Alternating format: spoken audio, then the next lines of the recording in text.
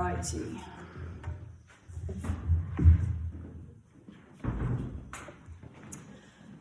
Good morning.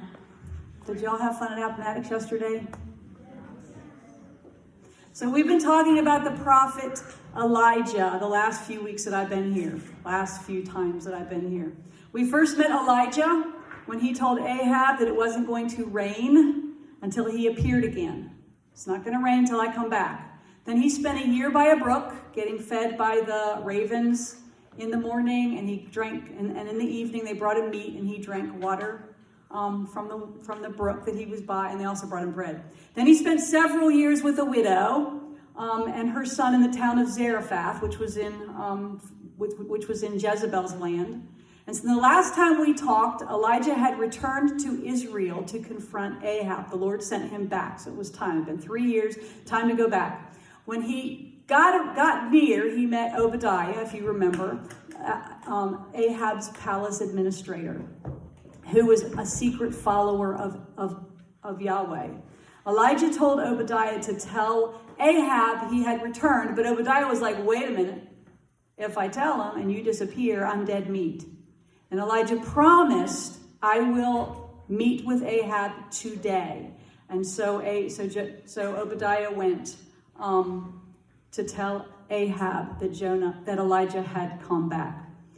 This thing is driving me crazy right now. So today is the showdown between Ahab and Elijah. That's kind of what it sounds like it's going to be. On the outside, it was a head-to-head between Ahab and Elijah, the prophet of Yahweh against the king of Israel. It's going to be a showdown between them, right?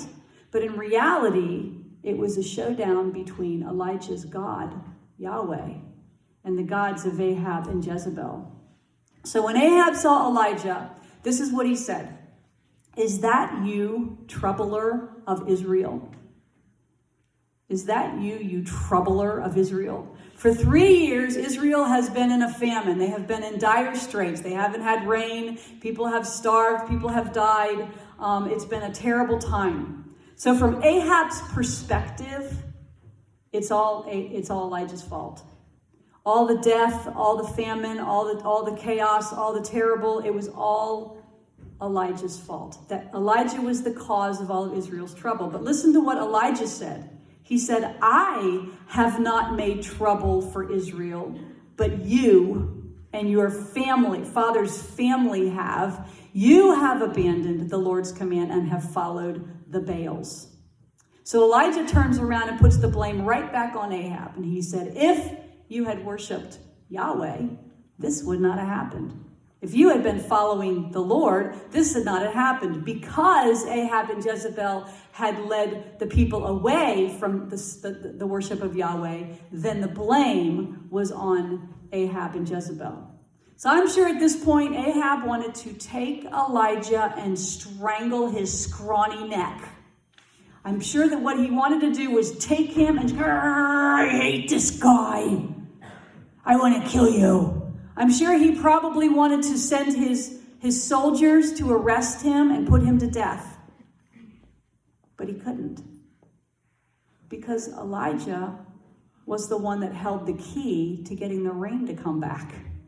And if he killed Elijah, then he wasn't going to get rain. And he needed Elijah to get the rain to come back. So he was forced to bend to Elijah's will and do what Elijah wanted in order for the rains to come. So this is what Elijah directed Ahab to do. Summon the people all over Israel. Meet me on Mount Carmel. And bring the 450 prophets of Baal and the 400 prophets of Asherah who eat at Jezebel's table. So Ahab sent word throughout all Israel and assembled the prophets on Mount Carmel. So it's a contest. This is going to be a contest. Notice who's been invited. All the people of Israel. So Israel wasn't a little tiny kingdom. It was a big kingdom with tribes all over the place. And so there's going to be a lot of people, possibly who came were the men, the leaders of Israel. That's probably who came. And 850 prophets of Baal and Asherah. The contest is going to be held on Mount Carmel. And Mount Carmel was part of a mountain range that split or divided Israel from from Phoenicia, from Tyre, from the land of Jezebel's family. Okay, so it was kind of the borderland. Mount Carmel was a place where they had a lot of little places where there were Baal altars all over the place and Asherah poles where people worshipped Asherah, the fertile goddess. Ahab was challenging the prophets on their home turf. This was their land. This was kind of their spot. And this is where he was going to challenge them. They had pushed out Yahweh worship off of this mountain. So there had been at one place high places on the mountain where they worshipped Yahweh, but those places had been torn down in order to put up the Baal altars. So it probably took a while for all the people to assemble. They couldn't just come by car and train and bus and all of that. So it probably took, I don't know, maybe a couple days, weeks, months. I don't know how long it took for everyone to get there. But after however long it took, they all assembled, and Elijah was there in the middle of them. And all the people are around, and all the prophets, the prophets of Baal are around. It doesn't say the prophets of Asherah were around. Jezebel, they were her prophets, and she may have said, no, you can't go. I don't know. She wasn't there. So chances are that it doesn't sound like they were there, but the 450 Baal prophets were there. So he started out talking to the people, not to Ahab and not to the prophets, but he's talking to the people. And he's kind of like talking like a father would to his son. This is what he said. He went before the people and he said, how long will you waver between two opinions? If the Lord is God, then follow him. But if Baal is God, follow him. So here's another translation of that verse. How long will you go limping between two different opinions? If the Lord is God, follow him. But if Baal, then follow him. Limping. Limping is kind of like, oh. Okay, they're not just walking, but they're limping between two positions, back and forth. Another translation says hobbling. How long will you hobble between two translations? Another says hesitate. How long will you be like this way or this way? I don't know what to go. I don't know to go this way or this way. Another translates it as hopping between two boughs, two branches. Kind of like a bird. You know how birds hop? And they just kind of hop and seems kind of pointless. They're just hopping from branch to branch. In other words, the people were stuck in the middle, limping, hopping, disabled.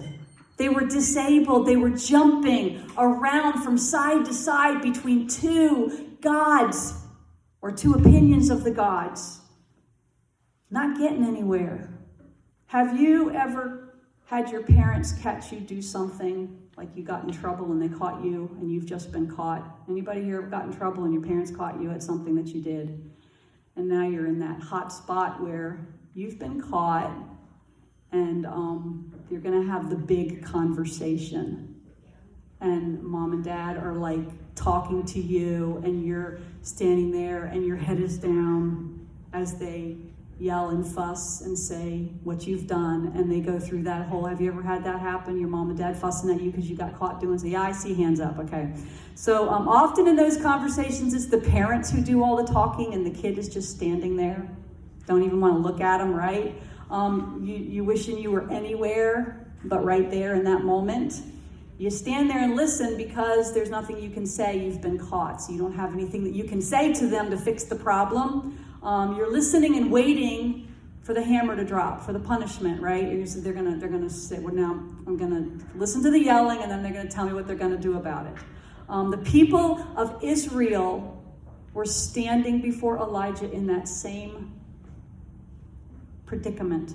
They're caught in their sin. They're in the middle. They have drifted away from the worship of Yahweh, and they're waffling over here to Baal, and they've been caught, and Elijah's caught them. They're caught. They call themselves followers of Yahweh. They're children of Israel, but they've been sacrificing to Baal. They're limping back and forth, and Elijah's asking them, how long are you going to keep doing this? How long? You have to choose. The Lord or Baal. Which one is God? And the people say nothing. They don't say anything. No one responds. Not one of them raises his hands and says, I'm a Yahweh follower. Not one person in that whole thousands of people. Maybe they were quiet because they were afraid of what would happen if they were to admit that they were a follower of Yahweh. Maybe they were quiet because they thought Elijah was a crazy man and they didn't want to be associated with him. I mean, he was a little crazy. Maybe they were quiet because they had chosen Baal and didn't want Elijah to know. Maybe they were quiet because they were ashamed. Maybe they were quiet because everyone else was quiet, and the peer pressure kept them silent. Peer pressure is huge. You all deal with peer pressure all the time. I'm not going to do that. I'm not going to say that. I'm not going to act like that because my friends might laugh at me. I don't want to stand out for God because my friends might mock me. Peer pressure is huge. And maybe they were quiet because of that peer pressure.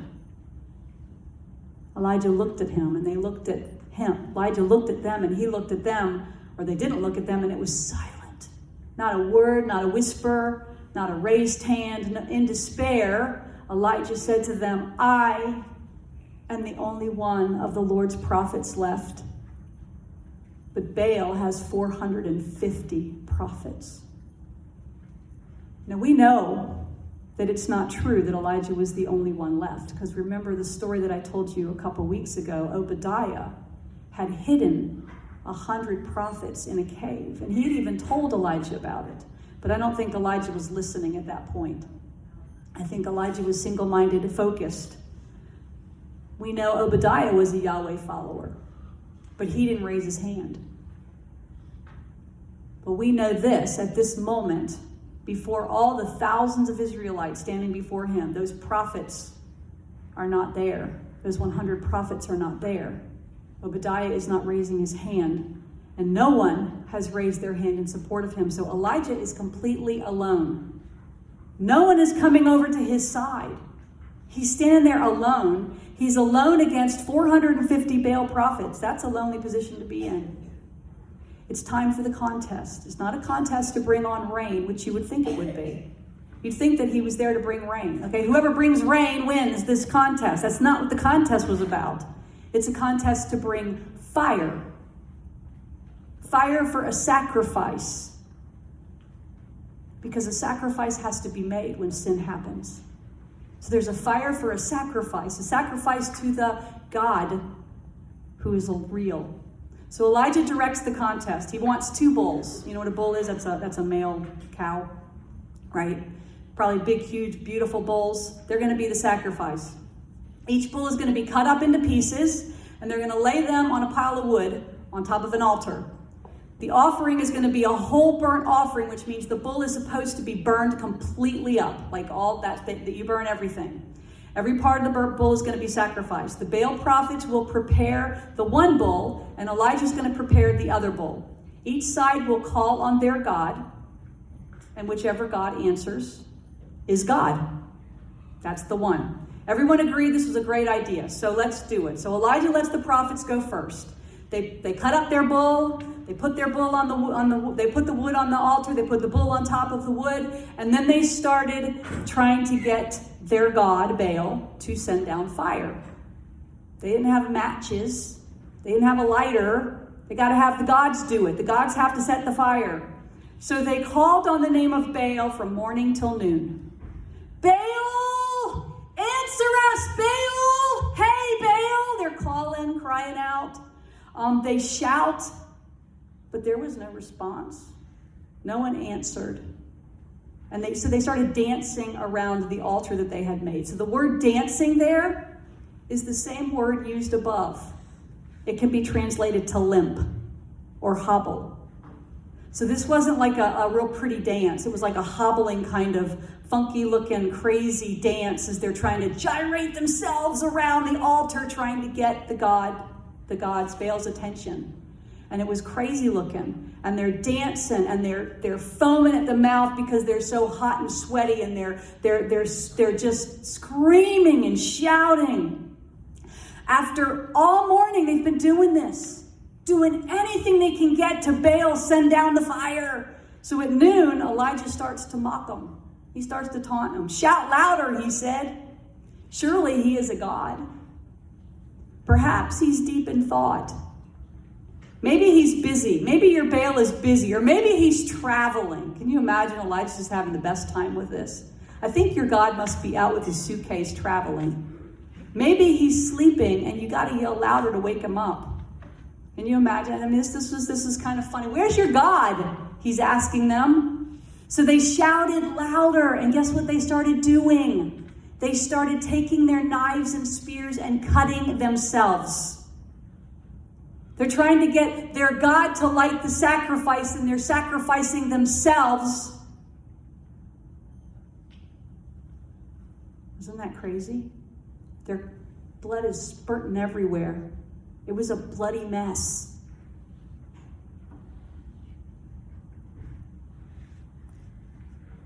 Midday passed, and they continued their frantic prophesying until the time of the evening sacrifice. But there was no response. No one answered. No one paid attention. I want you to catch that. No one answered. Baal was silent. After a full day of trying to get Baal to answer, the prophets were out of time. They were exhausted. They were bloody. Some of them were probably dead, laying there. They were beaten. They had nothing to show for a whole day of dancing and screaming and hollering and cutting themselves. So now it's Elijah's turn. So he called the people. He said, come up here. Come up here. The first thing he did was he prepared an altar that was there that had been torn down earlier. He repaired it. He took 12 stones, one for each of the tribes of Israel, and he used those 12 stones to build an altar, to rebuild an altar. He dug a trench around the altar. So he dug this trench. You know what a trench is? It's like a little moat around the altar. And then he put the wood on the altar. He cut up the bull and he laid it on the wood. So his altar is ready. He's got an altar, wood, bull, trench. Then he did something really bizarre. He got 4 large jars of water, and he had the water poured over the bull and the wood. Like, pour it over everything. The people watched and shook their heads like, what in the world? All that water was wasted. They're in a famine. But he didn't stop there. He had them fill up those 4 jars again and pour more water on top of the wood and the bull and the altar. And then he had him do it a third time. And by the time he had the third round of water poured, there was so much water that the trench around the water, the altar was filled with water. The altar was soaked. There was water everywhere. There's water just pouring everywhere. It was a sopping wet altar that's never going to catch on fire. I love outside fires. I love gathering wood and laying it in a fire pit. I love arranging it in the pit, trying to figure out the best way to do it so that my fire is gonna start the best. I pride myself on getting a good fire started. It's kind of deal for me. I love sitting there after the fire is going, and I love roasting marshmallows and sitting in my chair and putting a stick in the fire and moving it around and adding more wood on. I just love that. That's just so cool. What I don't love about fires is when the only wood we have to use is wet wood. That's like, ugh. It's miserable and it's frustrating when the only thing that you have to put on that fire is wet. You have to get dry kindling. You have to find something dry and use that to try to burn it enough to try to dry the wet wood so that you can get the wet wood finally started. It's a long, slow process and takes a tremendous amount of patience to get wet wood going. The last time I tried to start a fire was at a campground, and I had spent an hour trying to get my dumb fire going. That we had bought wood and it was all wet. We'd been trying, and finally I just forget it. So I had a bunch of Boy Scouts show up, and they were like, well, we'll start your fire. And they spent a whole hour trying to get my fire after I had already spent an hour, and they finally got it going. So it was a 2-hour process to get wet wood going on a fire.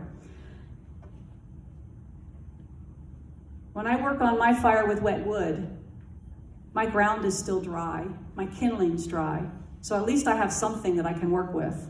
I'm not trying to start a fire in the middle of a pond. That would be stupid, right? You don't put a fire in the middle of a pond and then try to light it. It's not going to happen. Elijah ruined the wood. He ruined his kindling. He filled the altar with water. His bull and his wood were swimming in a pond.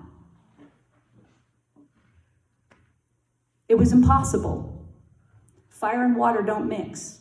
Elijah ruined all his chances of getting a fire started on the altar, and that was the point. There was no earthly way a fire could start under those conditions. You can't start a fire that is soaked in water. He was taking this contest to the extreme because he knew that the God he loved and that the God who lived and the God who is could do the impossible. And he wanted the people to see God do it. When it was time for the evening sacrifice, time to light the fire, Elijah didn't dance. He didn't shout. He didn't cut himself. He didn't scream at the heavens. He didn't do any kind of limping. He didn't contort himself. He stepped forward and he prayed. I love that. He stepped forward. He stood strong. He didn't limp. He wasn't hobbling. He stood boldly and he prayed, Lord, the God of Abraham, Isaac, and Israel, let it be known today that you are God in Israel and that I am your servant and have done all these things at your command. This is all about God. Answer me, Lord, answer me. So these people will know that you, Lord, are God, and that you are turning their hearts again. That wasn't a long prayer. That was it. But there was a whole lot of stuff stuffed in those two sentences. Elijah calls him the God of Abraham, Isaac, and Israel, which is weird because normally they say Abraham, Isaac, and Jacob. But back in Genesis, Jacob, if we remember from a couple years ago, I talked to you about him.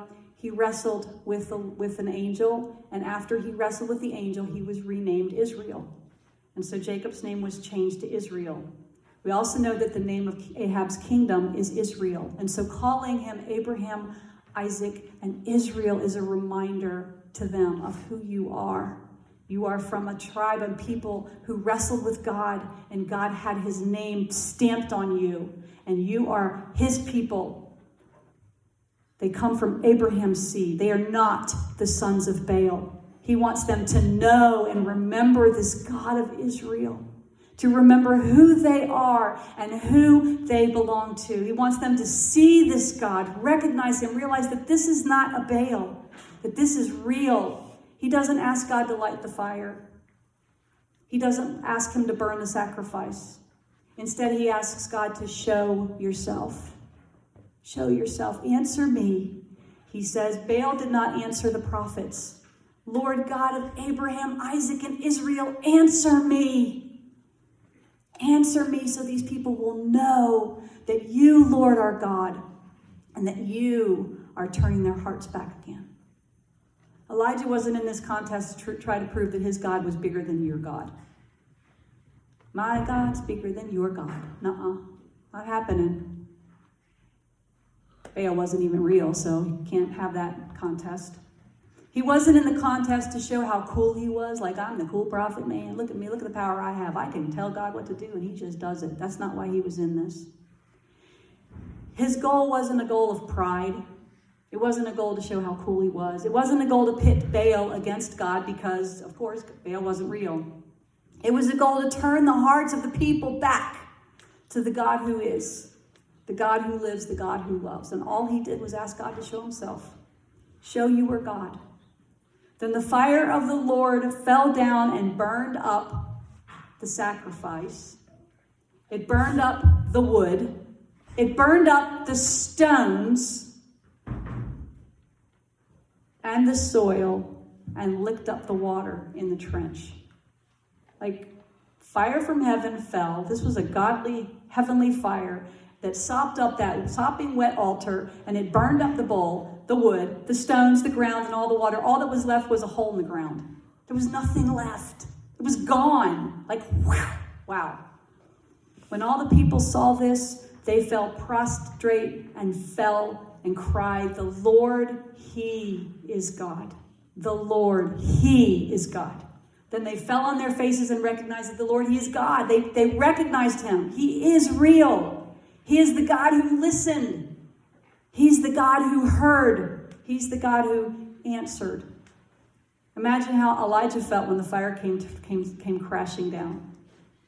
All people are standing, are face planted, but I don't think Elijah went face planted. I think he was like, yes, yes, yes. I think that's when he danced.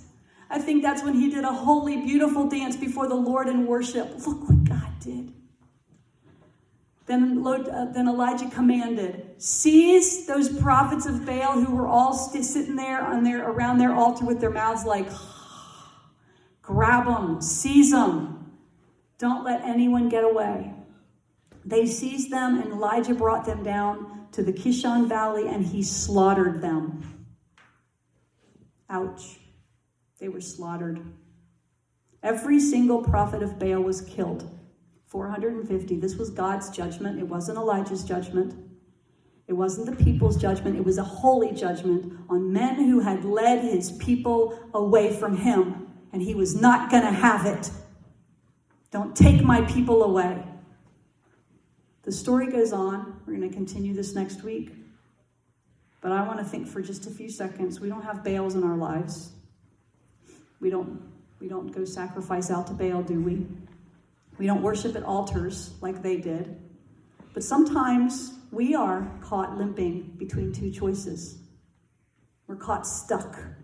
There's Yahweh over here, and we know he's real. There's Baal over here. Maybe he's real? Who are the Baals? Our phones, our electronics, our sports, our girlfriends, our money, our jobs, our clubs, our television, our Baals over here. Waffling and going, got my friends over here, and they don't believe in this Yahweh. They don't believe in this God. It's all waffle in this direction, but I know. And so we stand in the middle and we hobble back and forth. How long, Elijah said, will you waver between two opinions? How long will you limp? How long will you hobble? If the Lord is God, guys, follow him. If God is God, follow him. And if Baal is real, if all those things that you follow bring you pleasure, if all those things that you follow are gods that are real, that can help you in time of distress and need, then I guess you got to go that way. Who are you following? I'm in that direction. Actually, I'm in that direction because I want my eyes to be straightforward. Following the one. Keeping my eyes centered.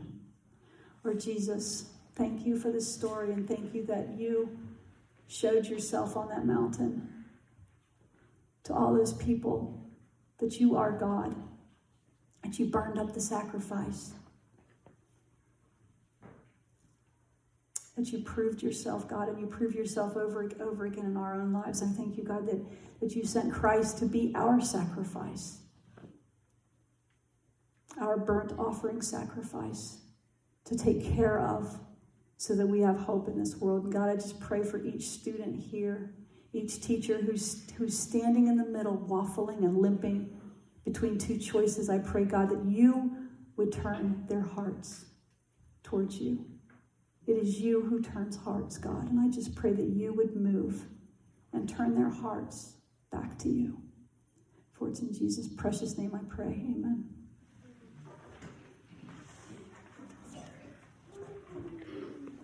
Mm-hmm.